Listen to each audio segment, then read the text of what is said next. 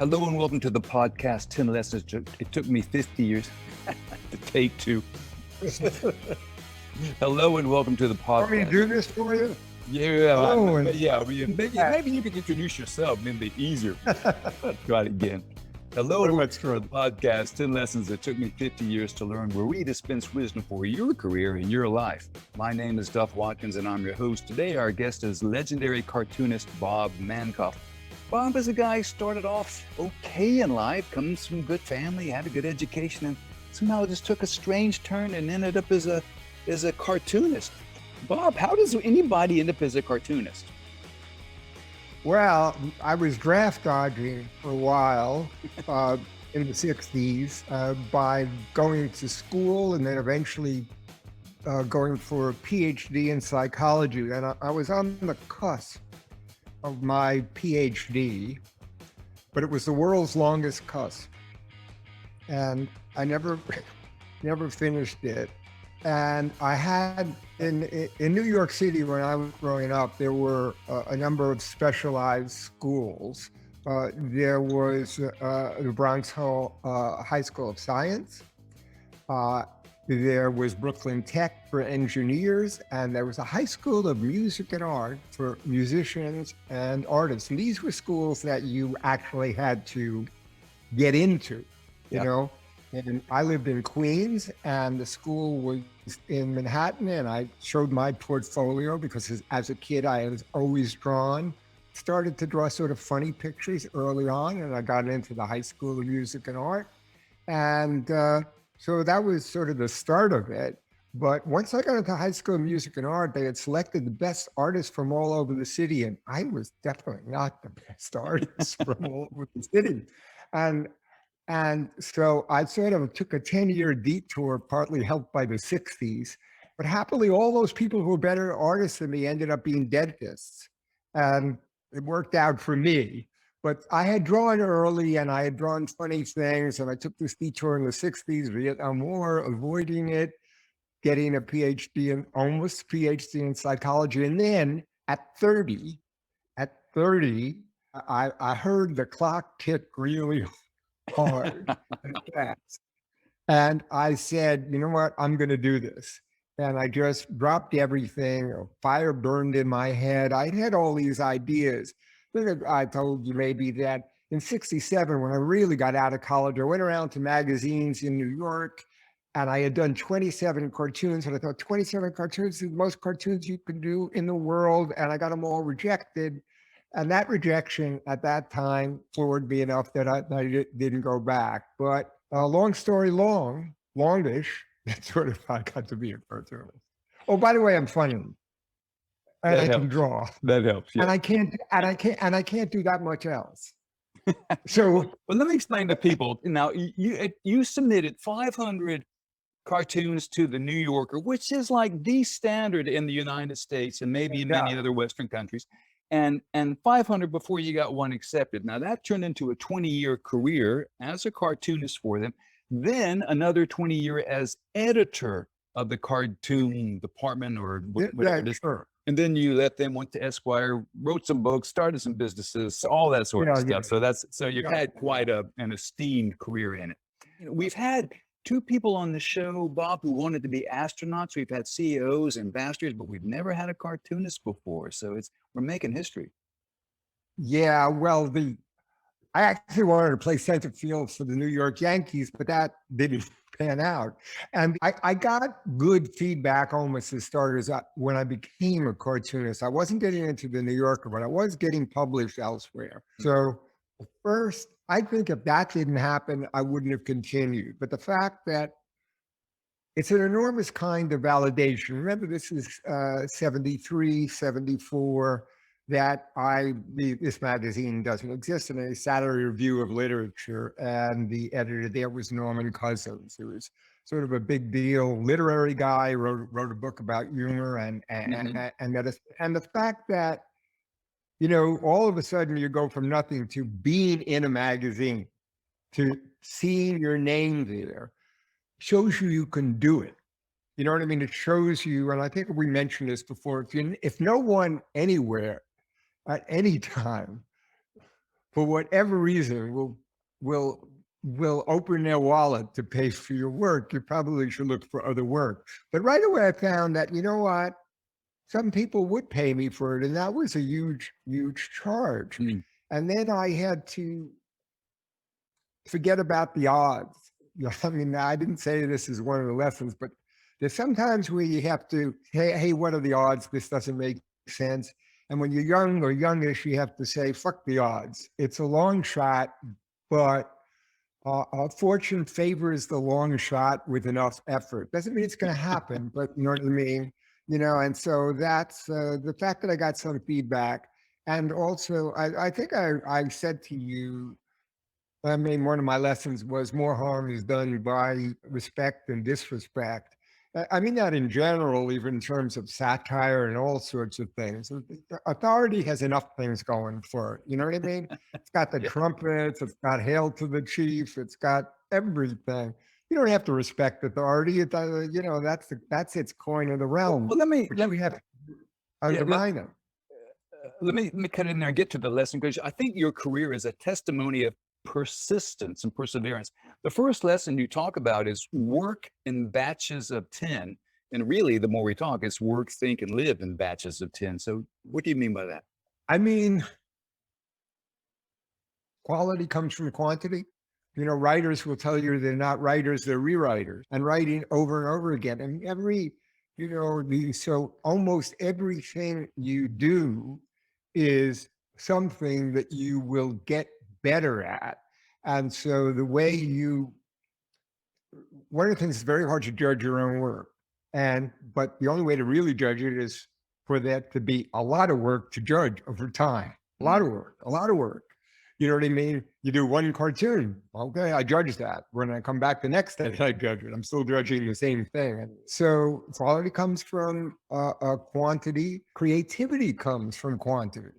Bad ideas are the way stations to good ideas by iteration.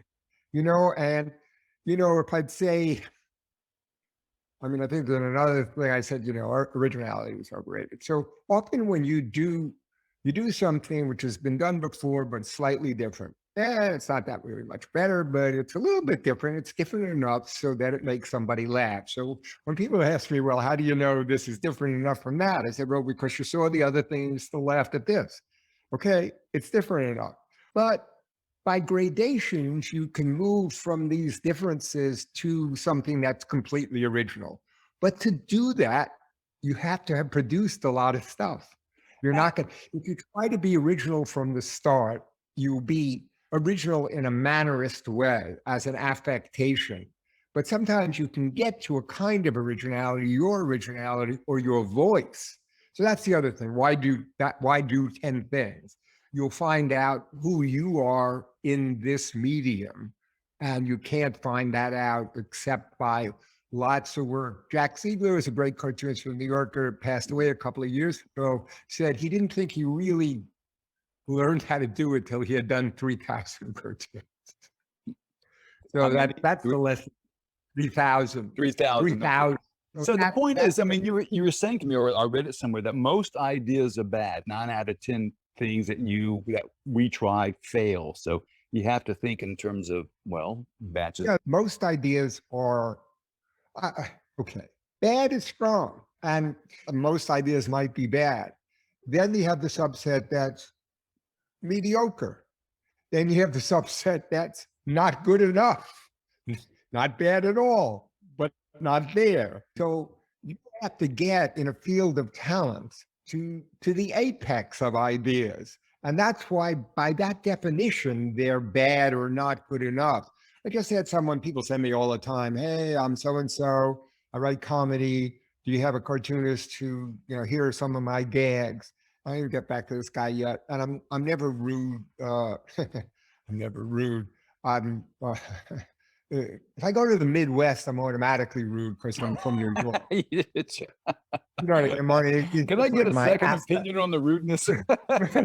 I'm not rude. I'm just honest. You know what I mean? I give you an example. I mean, I told you I'm a Jewish background and I've been married 3 times. Just keeps getting better and better. But my last third and best wife course, Scott Whittier, not Jewish, waspy.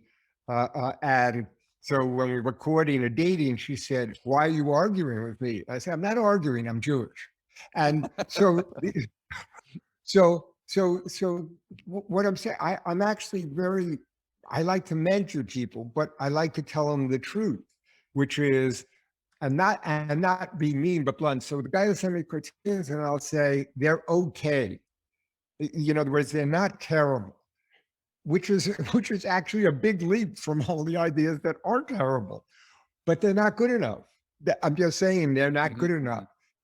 Reading an interesting book lately, which says every college basketball player is in the 99.9 percentile of human basketball ability. And then there's the NBA. So it's not that severe in cartoon, but it's sort of the same kind of idea when what you have to be. Really good is often not good enough. That takes me to your second lesson, the difference between professional and amateur. We're talking about cartoonists, we're talking about writing, talking about sports. And there is a huge difference between professional and amateur in my mind. But what do you mean by it? How do you recognize the difference? Well, I mean, the way I do it and say it in sort of a quip or an aphorism is, a professional is dissatisfied, always dissatisfied.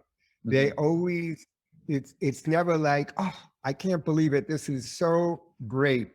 I mean, analogous to athletics, if a golfer is, it's this idea of dedicated practice, always being a little bit dissatisfied with what you do. Roger Federer played lousy yesterday, but even if he had played pretty well, even if he had won, he would be looking at everything he did wrong. He wouldn't be looking at the shots he did it well. So I guess the difference between it is that, an amateur's happy with everything they've done, and often they haven't done very much. Often amateurs, I mean, one of the things I used to say, if you send one cartoon to me as cartoon editor, you might as well have stamped amateur on it. You might as well have stamped amateur on it. You got to do one cartoon. I'll give you another funny anecdote about ideas. This is true. When I worked at the New Yorker, it was in I forget where this was on 42nd Street in the Condé Nast building at that time, and really the cartoonists were like a separate species. But that building was full of all the magazines, executives, and whatever. And I was in the elevator with a guy, and it's starting at like, I don't know, 20 or something. And he says, they stole my idea. They stole my idea. Every floor down, he said, they stole my fucking idea. I can't believe they stole it. I mean, they just stole it from me. They fucking stole my idea. Finally, we get down to the bottom floor. I don't know this guy. I tap him on the shoulder. I say, get another idea. And there's always another better idea. Right. There's always another better idea. So that's the thing. There's always another better idea. You haven't reached the end of it, or there's a different idea, or this idea will lead to something else. The right professional attitude is humility. And even before you're a professional, the idea is, I've talked about the sweet spot between respect and disrespect. I mean, if you're showing cartoons to someone who supposedly knows what they're doing, has been in the business, respect their feedback they're giving you. Respect it. You know what I mean? Listen to it. Don't argue with it. Because I've never been argued. I've never found anyone argue me into a laugh. Okay. Then I argue, and he's like, oh, you're right. Oh. Okay. So and also realize that the person on the other side of that, even if though they have all the credentials, might be wrong. But that's not the time to tell them they're wrong. You mentioned this point before. This is point number 3. There are more problems caused by respect than disrespect. And you're saying to me, you don't seek to offend people, but then don't fret over it. And then if people judge you wrongly and correctly, well, so what? Yeah, it used to be so what. Now they now they'll try to take your job away from you. Fortunately, I'm the president of a company, and they can't fire me. So it's on many levels. So I think you got to believe a little bit in your own talent in terms of don't be in awe. I was never in awe of what was done in the New York. I thought it was really great. And then I thought, yeah, but I can do it. But I can do it. You know, everybody who succeeds has to feel in some way that they can do it. So, and the other thing in humor itself, disrespect is required. You're satirizing. The best of institutions are corrupt. The best. It's just the level of bureaucracy or corruption that exists of covering your ass and covering the mistakes.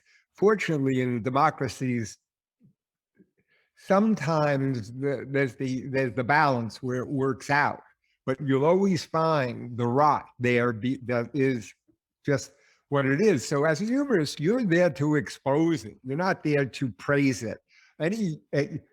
Humor cannot praise anything. It always involves diminishment.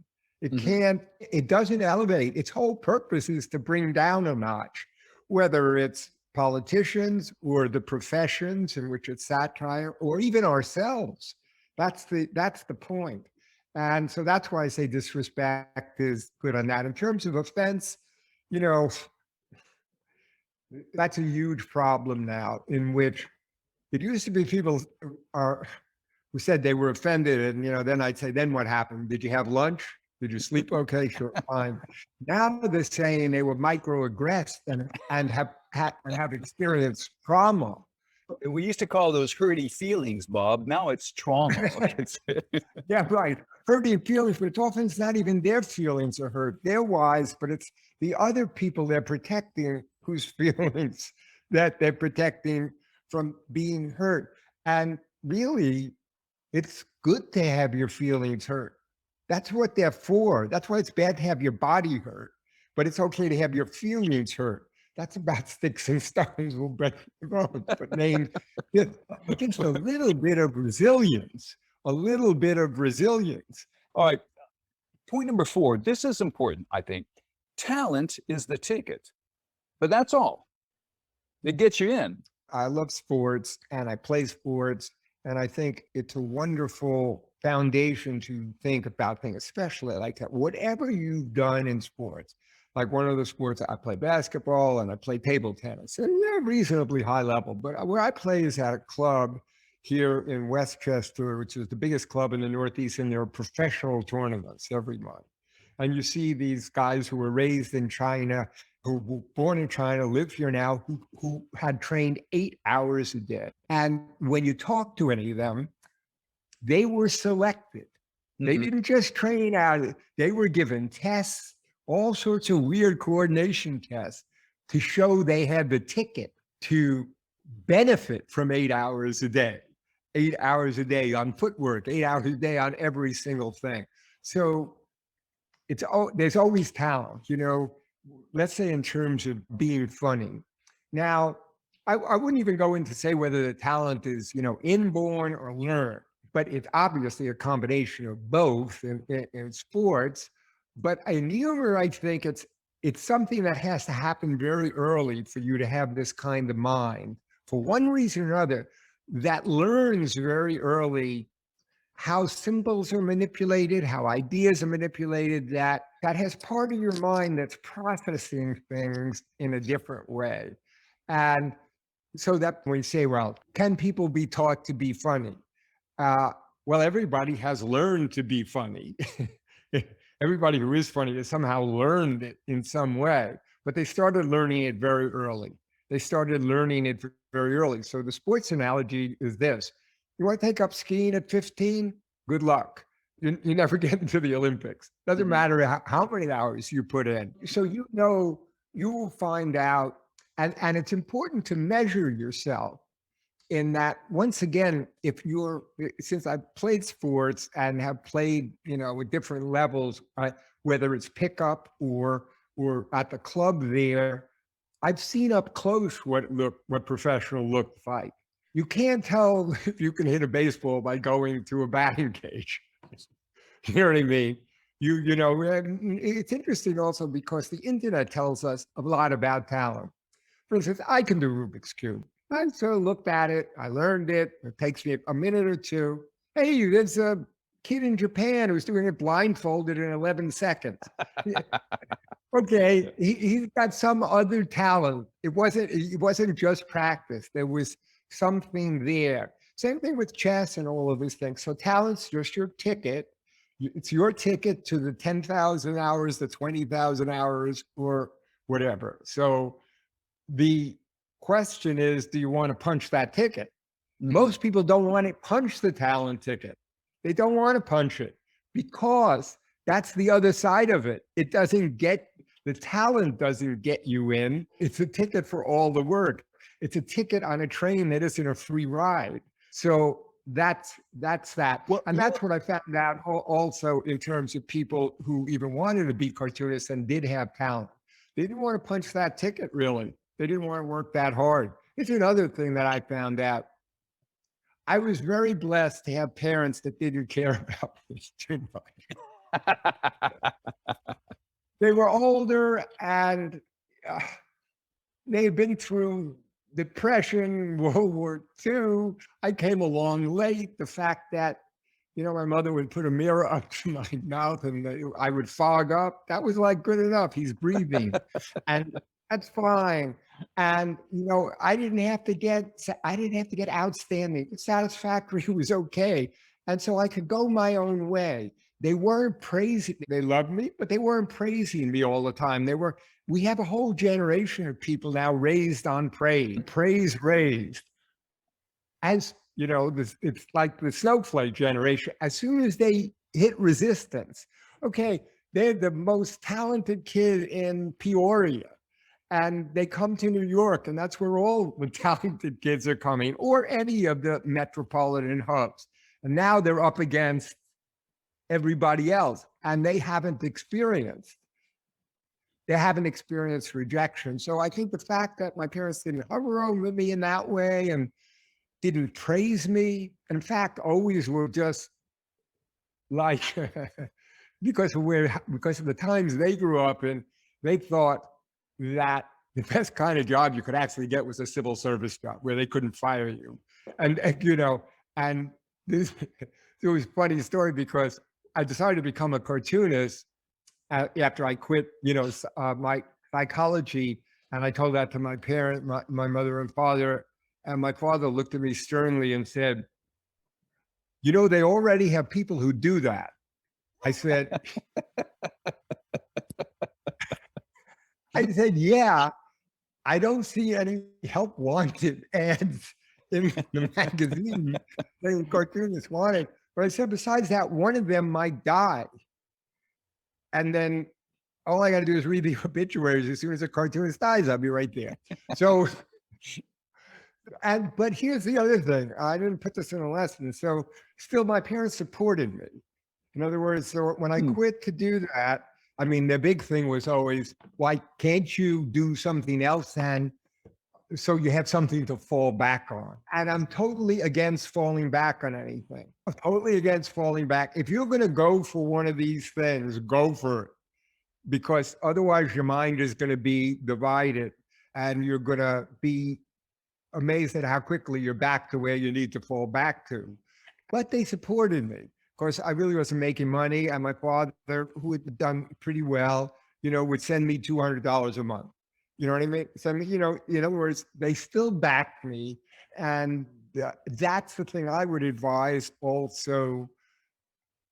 Parents who find the kid who was supposed to be the lawyer wants to be the artist. The kid who was supposed to be the lawyer, she wants to be a singer and stuff. Support them. Support them. Let them take a shot at it. Okay, that takes us to lesson number 5. Don't rue, don't stew. And I think you were talking about how rejection isn't personal, it's just necessary. Right. And I remember they would talk to the moth, which is like this, audio where you tell a story.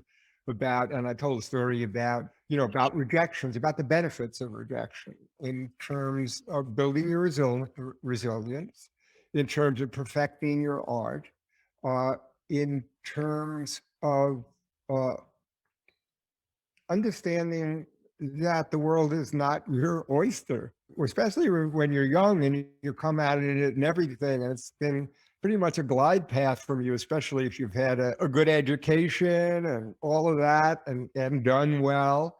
But then in the end, as a joke, I said, believe me, rejection will make you a better person. Look how much better a person it made me. And so that was my snarky little joke on it. It's the annealing fire. It hardens you. And that's what you need. You need to be not mean to succeed, but tough.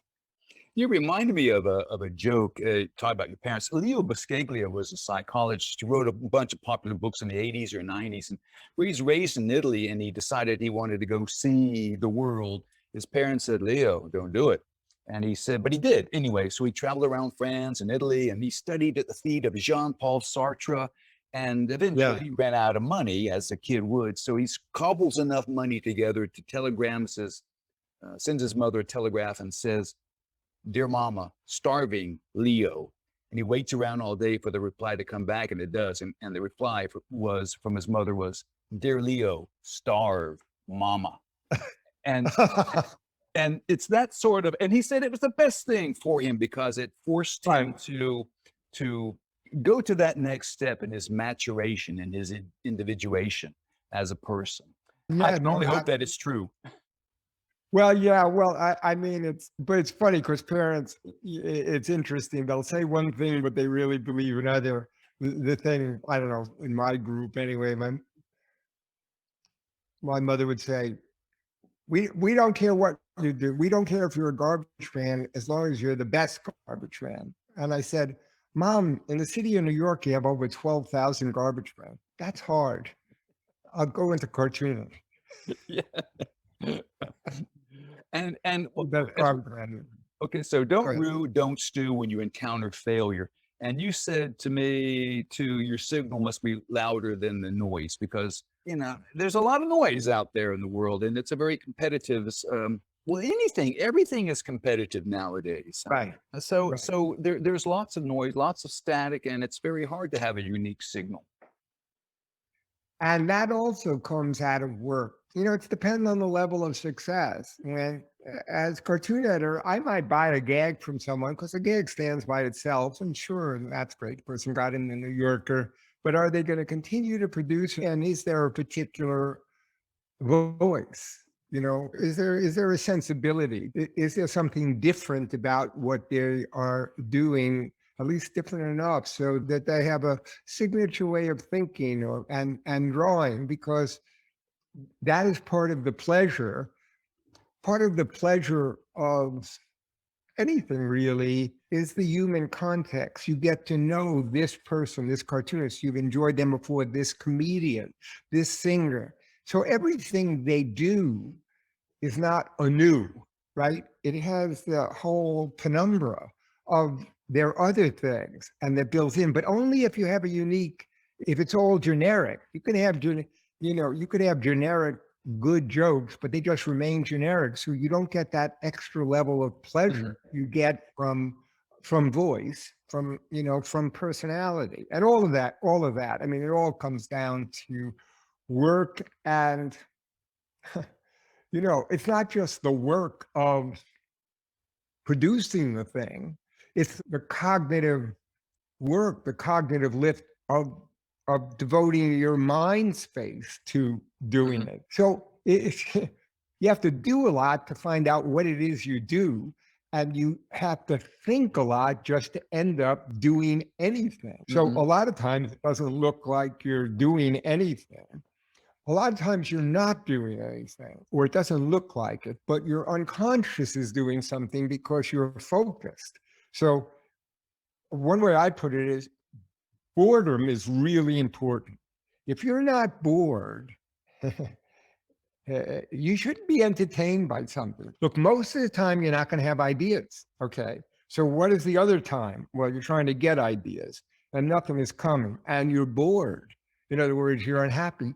They're the birth pains of ideas. That's your unconscious actually working. That uncomfortableness that you feel is very useful, because then when you do get the idea, when you do get the ideas, they feel that much better. They've relieved that very unpleasant state of having no idea. So this sort of almost bipolar or bimodal, at least, way it's the sort of wavelength of creativity, and even to some extent mood and emotionality, the highs and lows that you have. I think often in a creative field, you're not feeling that great. That's why it's a burden.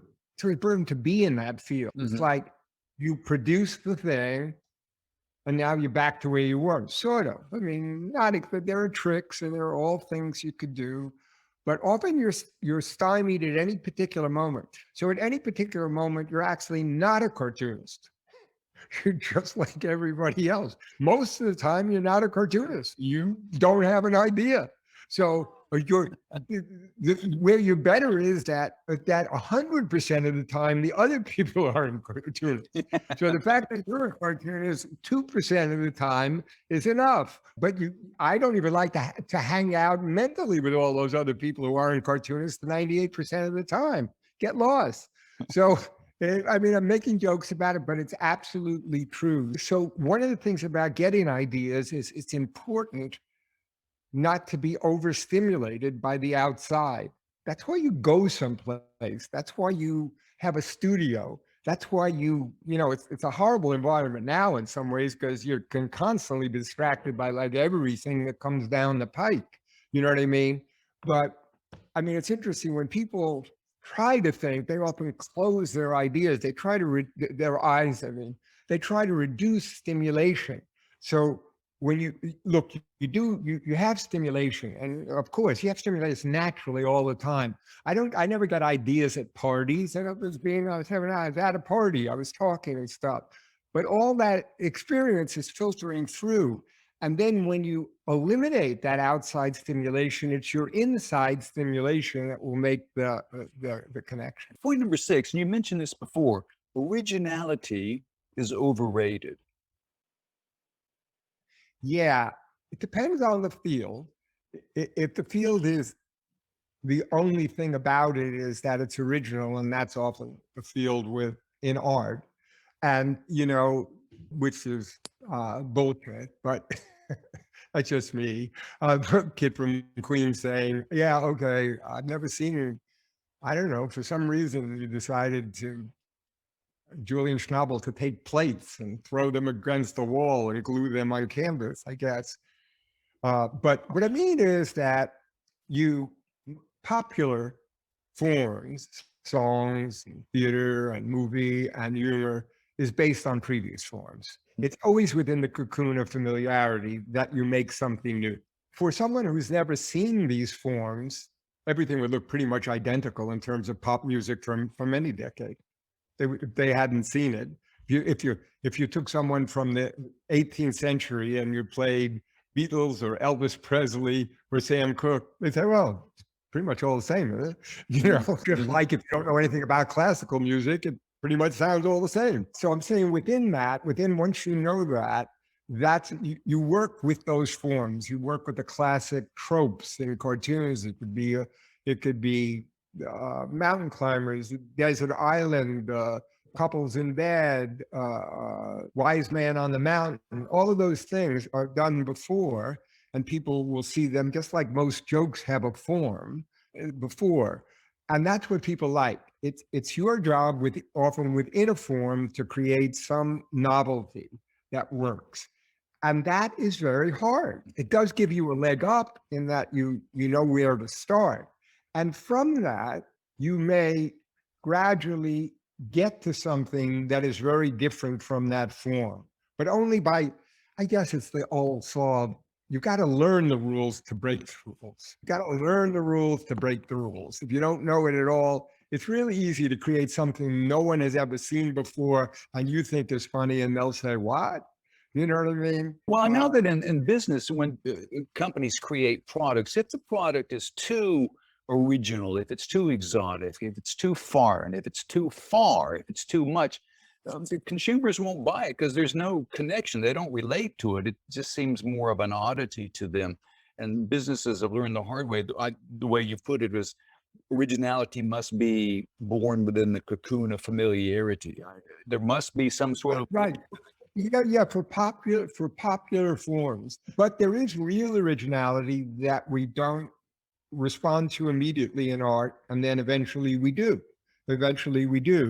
But it's because we become familiar with it. It's not the first time. It's interesting also that because there's another phenomenon, and this would be true of, for example, sitcoms. Seinfeld was one of the great sitcoms of all time.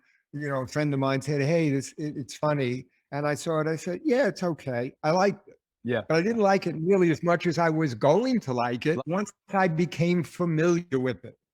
Once I became familiar with its forms, with, you might think, because it's interesting in that the familiarity with seeing the same, with seeing Kramer come in that door, with understanding who George was, who Jerry was, who Elaine was, and what they were going to do, added pleasure to it. You like to see the people do their thing. So to some extent, every episode was sort of like the previous episode, but also different. Familiarity built and built and built.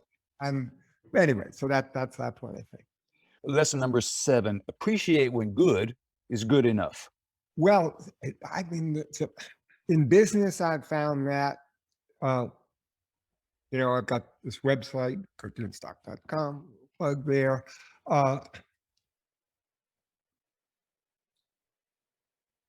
You read, and I created Cartoon Bank for the New York, before the New York and the New Yorker board. So you work on these websites, you get into the deep weeds and everything. You get obsessed with the little things that you keep trying to make better, and you realize this is a diminishing returns thing here. This is not a thing that has to be perfect. It just has to be good enough to what it's supposed to do. Which is different than if I'm writing the caption. I want that caption to be as good as it be because it's a whole other standard. But even in putting out the magazine, you might not have, you look at the cartoons again and think, oh, it's so good. But still, you needed 17 cartoons. In the end, this was the team you're going with, and this is what you actually have to produce. So it's the exigencies of, if you don't have a deadline and you don't have this demand for it to be on a newsstand or something, then you can fiddle forever. Once you do, you have to cut bait. You have to do it. And so then you have to say, it's good enough. But also you can just waste. You got to realize when you're just wasting your time going down, you become obsessed with a particular thing that you feel you absolutely have to get right. And it's just a question of moving on. In some ways, that's why, let's say, the magazine with the editor like David Remnick, the important thing about the editor, it's important that they make good decisions, but probably the most important thing is that they make decisions. You put it to me this way, is stop making it better sooner rather than later, but better. Yeah. Which I like.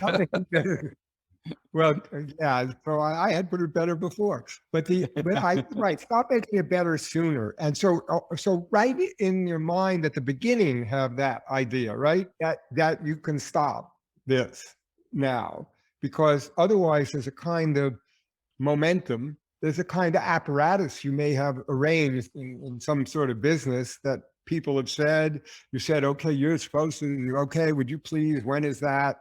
And then you realize, it's going to be embarrassing, but let's stop. Let's stop, because there are these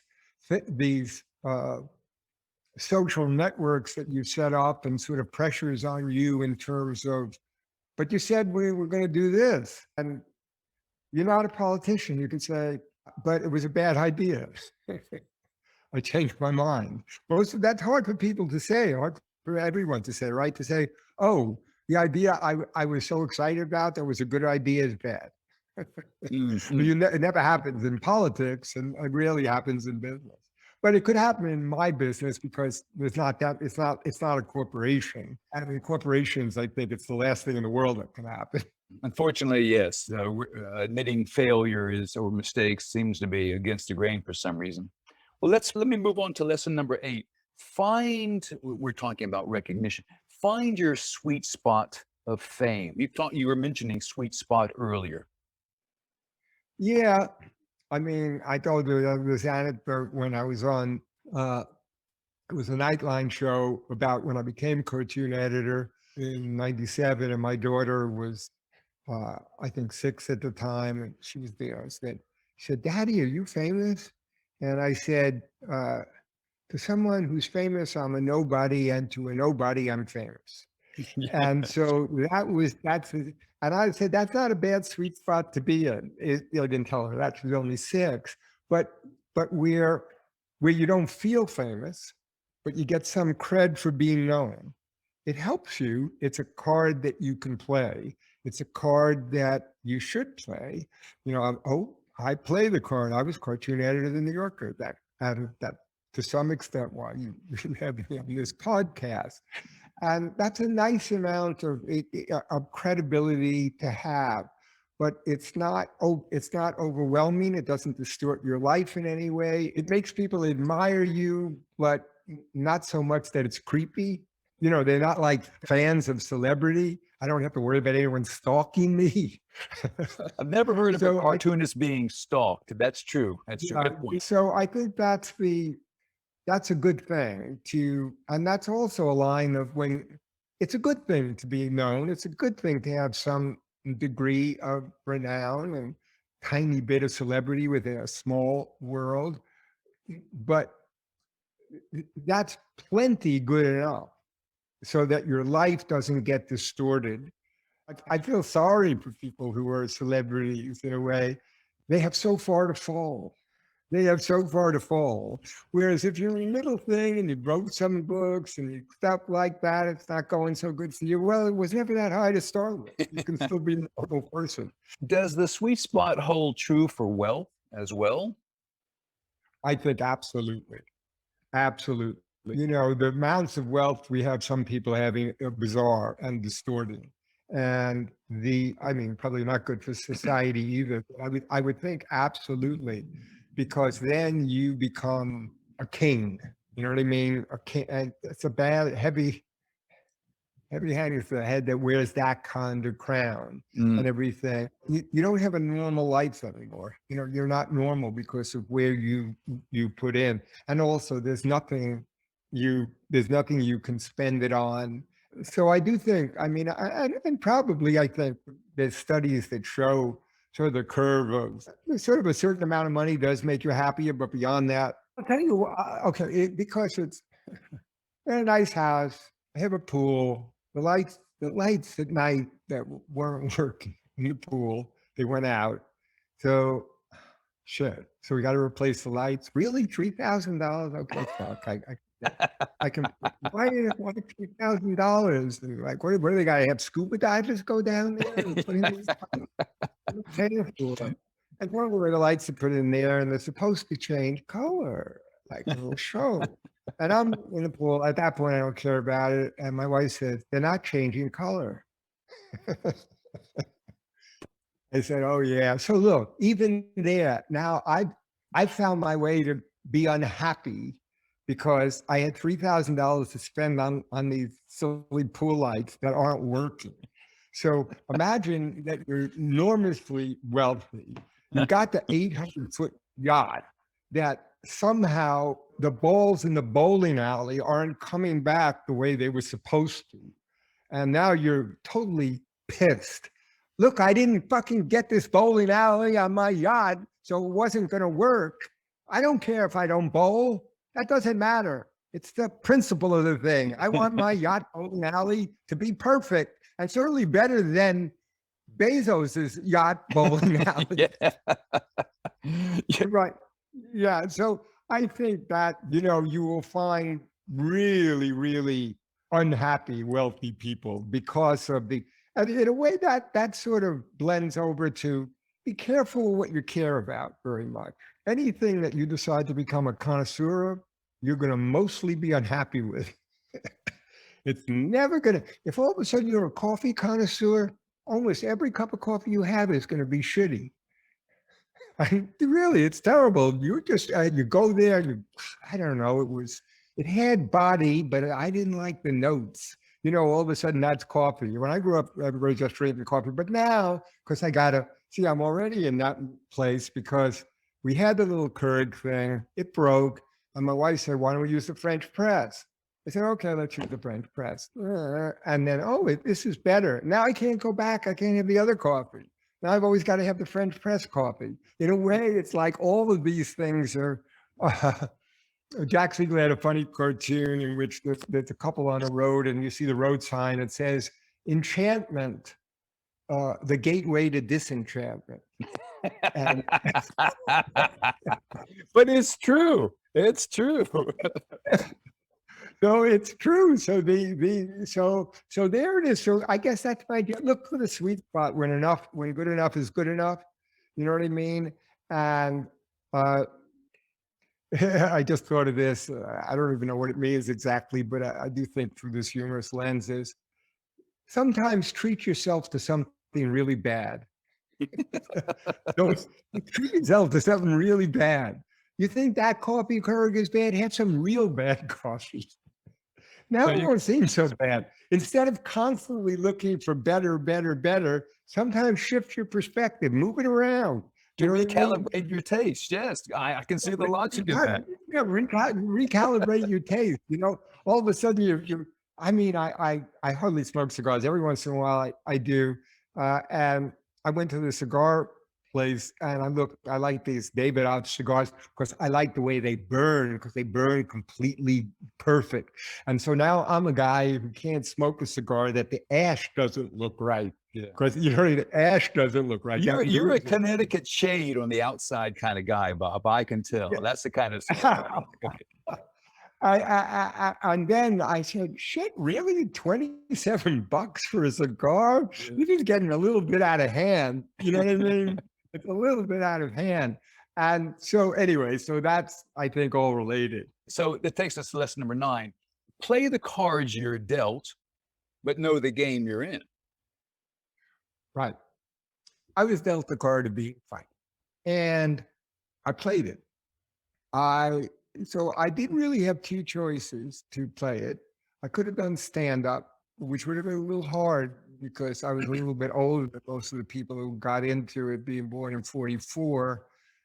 So when you really had comedy clubs by, 72, 73, and I think that would have been a game where my card really wouldn't have worked. My comedy card wouldn't work because I was also combining because I was funny enough, but then it was just being funny, wasn't combining with the art thing or my philosophy or other ideas. I don't think I would have had that connection to people that's necessary to be really successful at stand-up. A lot of people can do stand-up successful. So the game I played was the game that combined my talents. That was the game I played. So you got to know that you have to know the game you're in and whether you have those cards. But in general, play every card you have. If you're good looking, make yourself a little even better looking. It's better, you know what I mean? If you're fit, become fit. Whatever it is, people are going to judge you. They're going to look at your place in the hierarchy and they're going to judge you by a million different things. Everything that you got good about you, make better and understand how to use it. Because I also use humor. For instance, if you have humor, play that card, and it doesn't mean professionally. It will put people at ease. It will show that you are confident. It will let people bond to you if you use it correctly. So let's say you have it, so when people say, well, in terms of using humor in business, I go back to the talent thing. I said, you need to have a talent for it. Okay. If you have that talent, use it. If you don't have a talent for it, it's not going to work. And a lot of people have more of that talent within that game, the business game, doesn't demand much humor at all. It demands just a little bit to be playful, a little bit to make the slightly relieving comment. That shows your confidence. It's not an out and out joke. See what I mean? To play that. So you have that card for that game. That doesn't mean you go into stand up. That doesn't mean that, that's, so I think that's the way you look at it. And, and everybody plays the cards, where they should play the cards they have and just know the game they're in. Now, that doesn't mean, it doesn't always mean that you're going to achieve wealth or success by that. I mean, this is sort of like tricks for appearing smart when you're not. Yes, go on. I'm ready to write this down, please. Yes, you. Direct the conversations to things you know. Just direct the conversations to things you know well, and people will be very impressed. And try to move it away from things you don't know too well to things you do. Of course, it's better if you know more than, baseball statistics or something. But a little bit of knowledge about a lot of things, that can be very helpful. I was going to say, okay, so they're talking about the exchange rate mechanism. Now I got to shift it to basketball. Okay, that's a good tip. I'll be doing that. Yeah, right. You also made the point, though, you're dealt cards in life and you play the cards you're dealt with, but also, and bearing in mind that depending on the game, sometimes two of a kind will win, and that's not a hard hand to get. Well, that's what I mean. In business, the two of a kind for being funny will win. It shows you're relaxed, and it could be the slightest thing, that you say about a meeting, about it can be self-deprecating. I'm going to show you a lot of boring slides, so let's get to it. Or something, just something that it can be just so easy and simple. It can simply be you moving out of a completely serious frame, smile, to talk with the people before the meeting in a relaxed, friendly way in which humor will often come out about, just think, what is everything that it's perfectly okay to bitch about here? And then open that up, and then people will enjoy that. So I'm just saying that's where two of a kind can, well, in a way, it's even true everywhere. You never know the lottery you're in, or in terms of talent. Maybe it's not two of a kind, but the exact same cartoon that might come in one week and wouldn't make the cut would make it another week. Well, that's the point. You don't have to be dealt a royal flush in the cards of life in order to succeed. You have the cards you have, and you can deal with them, and you probably have more than enough to do well, is what I'm hearing you say. Right. You have more than enough to do well. You just have to look for the different kinds of spots.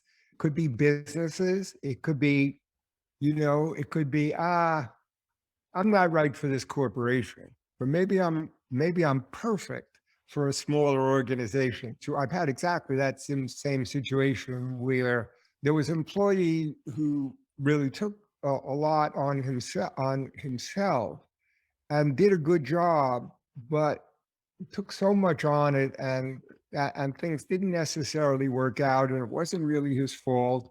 And it was partly because the organization was just too small to absorb that thing that didn't work out. Whereas in a bigger organization, they would have been perfect because they would have gone on to the next project. It wouldn't have been a big deal. It might not have been as important. So it's not always, the analogy maybe doesn't hold always with cards, royal flush, two of a kind. Sometimes it's just a variety of abilities that are right for one place rather than the other. And those are your cards, those are your attributes. You have to try to find the right fit. I mean, one of the things I realized is that, which is why now I've gone on with my own business, is that I was just a cartoonist all those years, and I started the Cartoon Bank, and that was my own business. Then I sold out to New Yorker, and I became a cartoon editor, a cartoonist there. But at that point, I was in a big corporation. And even though I had a lot of success there, it wasn't really the right spot for me. I didn't really get there till I was 15 in Maverick all my life. And looking back on it, I can see, oh man, that's a whole other game. That is another game. That's a game of siloed information, and where bluntness is not valued. I mean, I got through it and I benefited enormously from it. But I realized that I realized part of the dissatisfaction, I was always dissatisfied in a way because I realized it's a corporation and corporations will make decisions. There'll be, all of a sudden there's, you're doing something and then somebody somewhere changes something. And at one point, when I left the cartoon bank and they gave it to lawyers or other people, and then they'd have people come in, I was still sort of consulting them. And every person who came in before they left, I would say, failure is not an option. And as soon as they came in and said failure wasn't an option, I knew they were going to fail right away. But that's what a corporation is. Well, that takes us to the lesson number 10 about speaking of corporations and of offices. Lesson number 10, the office will always be there. Your talent and opportunity won't. Right. So that's use your youth. In other words, for most people who are talented and also intelligent, there's always an office job. There's always a corporation. You know what I mean? The ability to travel light and to burn bright, stay up all night. I feel like I'm going to do a rap here. Stay up all night is a gift of the young. You know what I mean? To just be in your 20s and you get a break. And that break means no sleep. That break means, traveling across the country. That means doing this and that means doing that. And you're traveling light. You don't have a family and you don't have a baby and you don't have anything. And you feel sort of invulnerable physically. It's not bad. You don't have a bad back. You don't have acid reflux. You don't have anything. You don't have to see, well, where's the pharmacy out here in the Mojave? Where's the toilet, please? Where's the toilet? Right. Where's the toilet? You know what I mean? So you got to use that time. That's your booster rocket to get you into orbit. It doesn't work out. You're 32 or whatever. And then, you know what? Go to monster.com. You'll find something. It'll be there. And so the office will always be there. And I've been saying that for many years to all the kids who I met. The office will always be there. Give it everything you've got while you've got it. What do you think of this? I would elaborate on that a little bit. And I say people ought to use their youth at any age, at any stage of their life. You don't have to subscribe to being elderly and infirm and enfeebled. Right. A lot of people do. But I think it's useful to accurately assess your age and stage of life, because there are certain opportunities available to you and I now at our stage of life than were not available to us when we were in our 20s.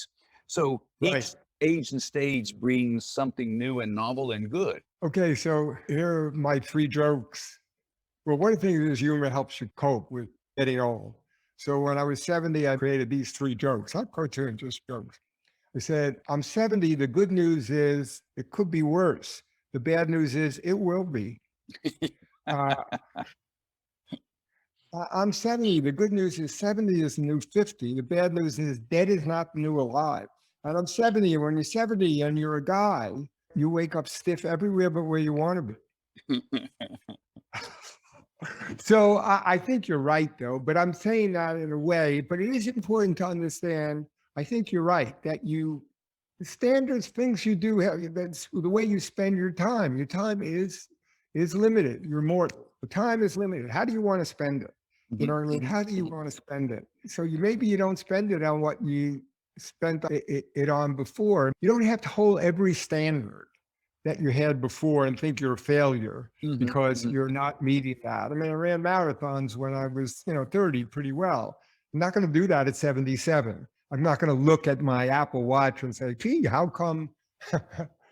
I mean, a joke I just made up talking to someone because I had problems with my shoulder and, some other physical problems, just minor. But I said, I thought I'd go to the doctor and they do extensive tests and say, we've done extensive tests, Mr. Mankoff, and we found the problem. You're 77. So just on, I think there is a kind of wisdom that comes to it in that you intuitively understand bullshit. things that are real, things that aren't. I'm sort of middle road kind of guy. When people tell me there's going to be a Green New Deal and it's going to have to last 30 or 40 years, consistently, people doing these policies. And I'll say, well, that means the same people have to keep getting elected.